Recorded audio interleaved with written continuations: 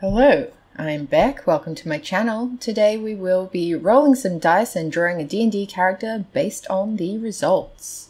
Let's bring out the Tower of Destiny!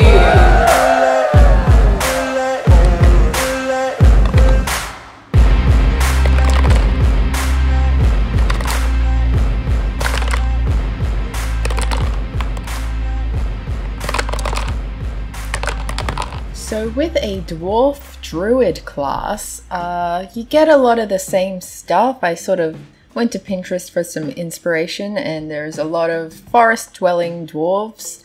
I wanted to do something a little bit different, and looking at what a druid is like, they're kind of similar to modern-day Wicca witchcraft kind of stuff.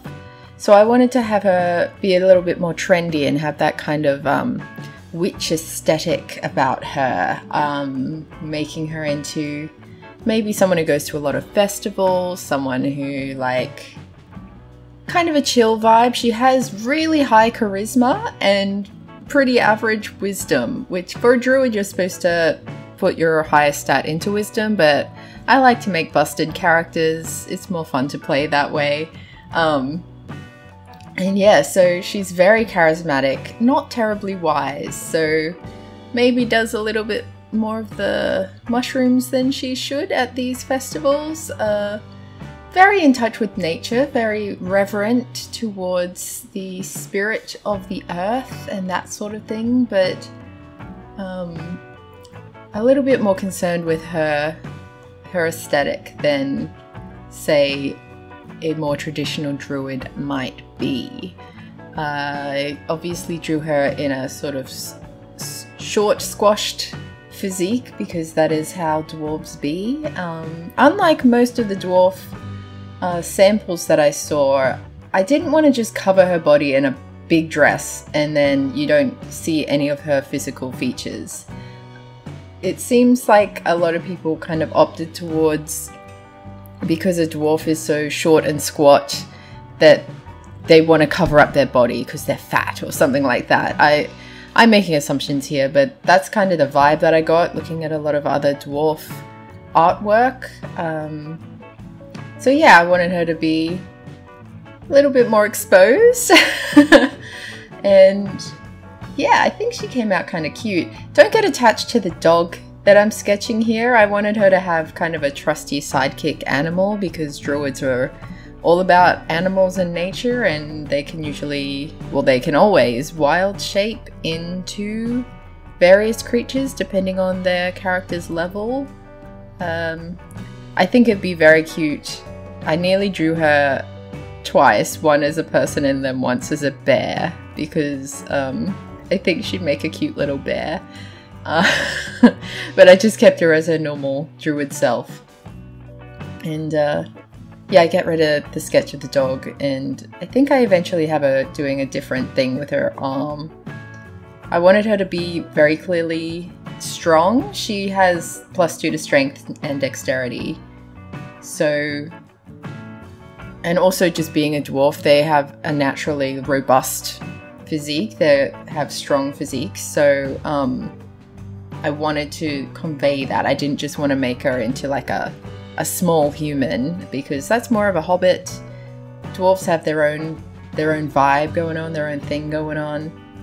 And yeah, she can be strong and she can be feminine because that's the world we live in.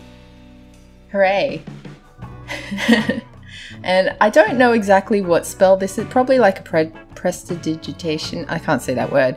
A cantrip where you can make sort of illusionary bubbles or water or whatever appear. I don't think you can technically have animals in the water.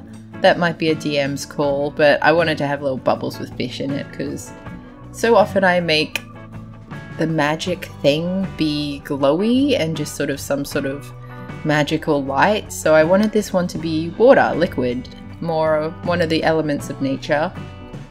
And it's not glowing, it's just a bubble. So yeah.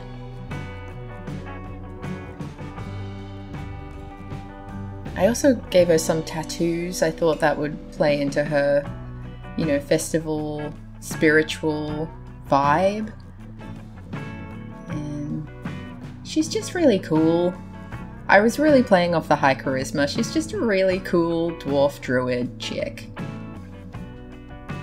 I based the whole outfit on various pieces that I, again, was on Pinterest looking at festival attire, and the bikini top, the shorts, the belt with all the pouches, even the thigh highs with the garter belt.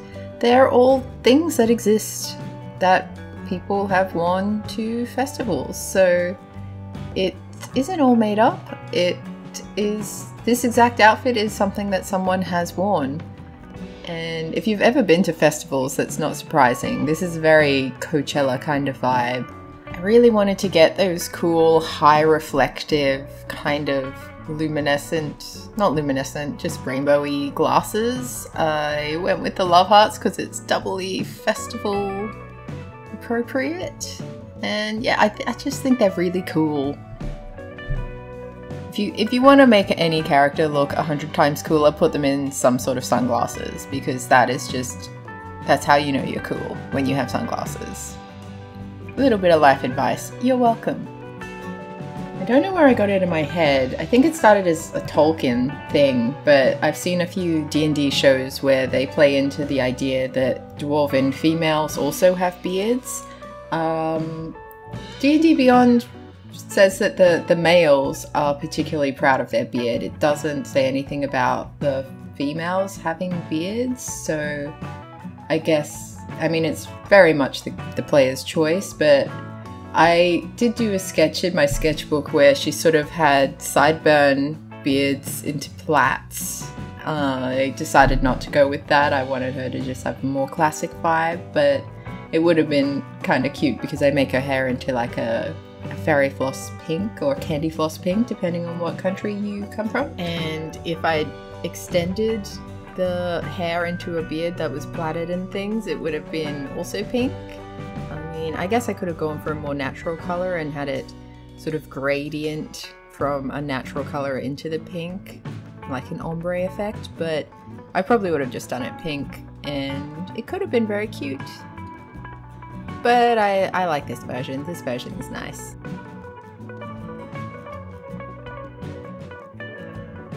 In terms of her background, I think that she grew up with some really strict parents. Like, maybe they were wizards who really value the book learning kind of stuff.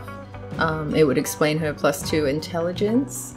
But she had one of those kooky aunts or kooky uncles or whatever, who are kind of a black sheep of the family, and maybe a bard or even another druid, where she decided to rebel against this sort of stiff upper lip, very serious family she grew up with, and decided to be more free, man. Yeah, so she might have even moved in with the aunt or uncle at some point and just wanted to explore the world in her own special, unique way, and adopting the kind of magic that is a little bit more chaos driven. It's working with nature rather than trying to control it. So where a wizard learns all their spells and controls everything and it's all quite precise, a druid works with nature, the 4 elements, and it's all about balance and keeping things, you know, in sync.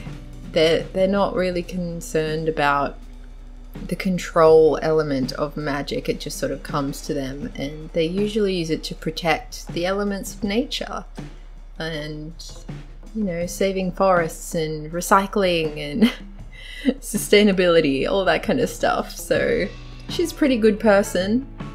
She just likes to, she feels like she's rebelling by being good, which I guess is the best way you can rebel. Not that her parents were particularly evil monsters or anything, they're just busy people. So they had a recycling bin and they used it, but they didn't go on, you know, save the earth marches or anything like that. They didn't have time to fully dedicate themselves to the earth. They saw them, they believed they had more important things to be doing, and they were doing those things.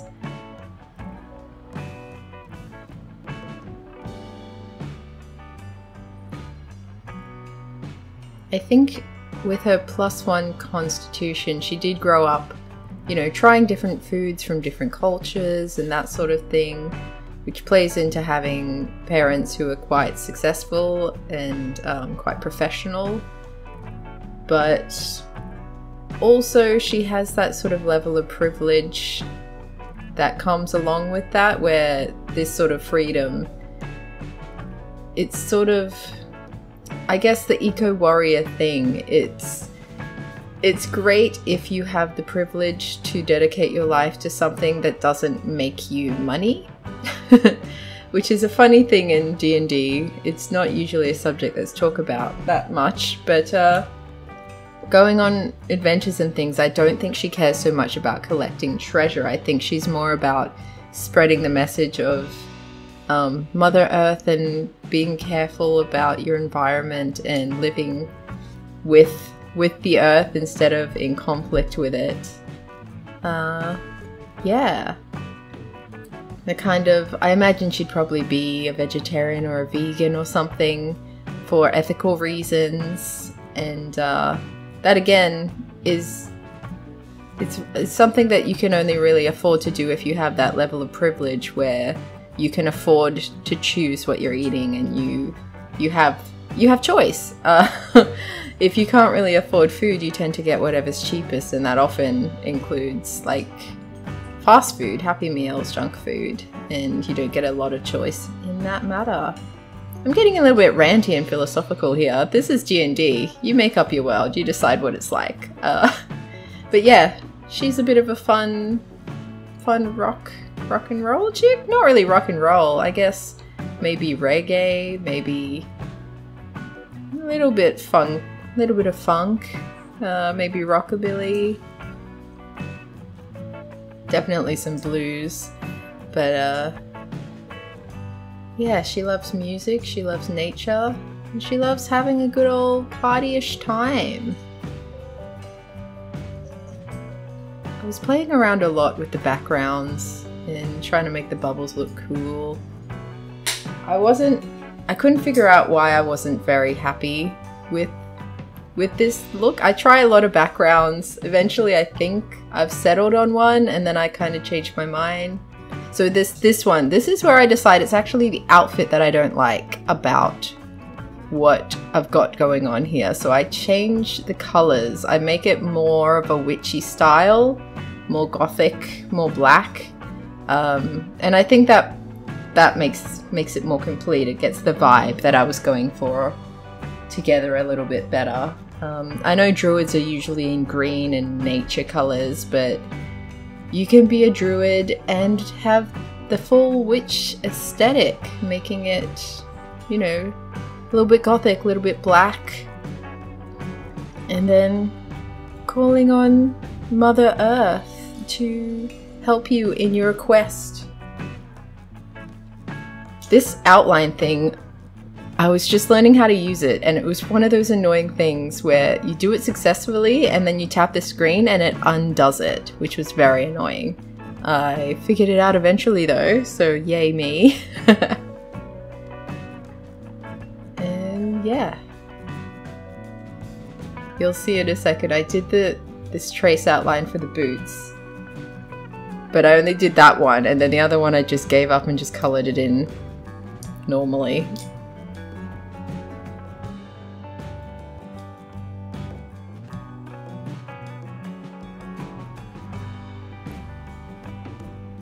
And there we go.